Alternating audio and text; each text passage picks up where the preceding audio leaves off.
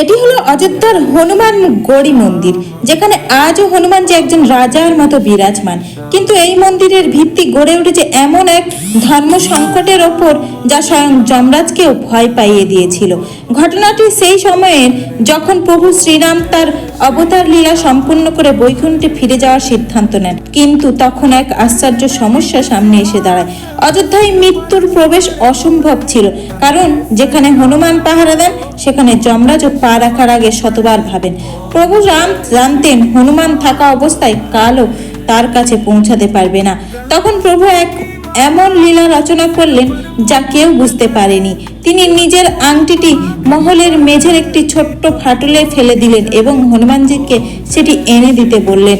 হনুমানজি সঙ্গে সঙ্গে সূক্ষ্ম রূপ ধারণ করে সেই ফাটলের মধ্যে প্রবেশ করলেন। কিন্তু সেটি কোনো সাধারণ জায়গা ছিল না, সেটি ছিল পাতাল লোকের পথ। সেখানে পৌঁছে হনুমানজি সাক্ষাৎ হয় বাসুকি নাগের সঙ্গে।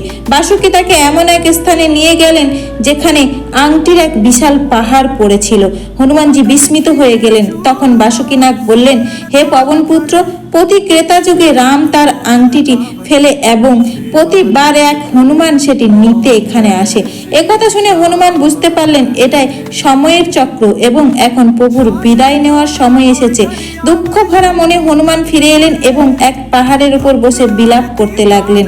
তখন শ্রীরাম তাকে দর্শন দিয়ে বোঝালেন যে কলিযুগে পথভ্রষ্ট মানুষদের সঠিক পথ দেখানোই এখন তার দায়িত্ব। আর যে পাহাড়ে প্রভু তাকে এই দায়িত্ব দিয়েছিলেন, আর সেই পবিত্র স্থানই হলো হনুমান গড়ি, যেখানে প্রতিটি দুঃখী মানুষ তার সমস্যার সমাধান খুঁজে পায়। আপনিও যদি প্রভু হনুমানজির ভক্ত হন তাহলে কমেন্টে অবশ্যই জয় শ্রীরাম লিখুন।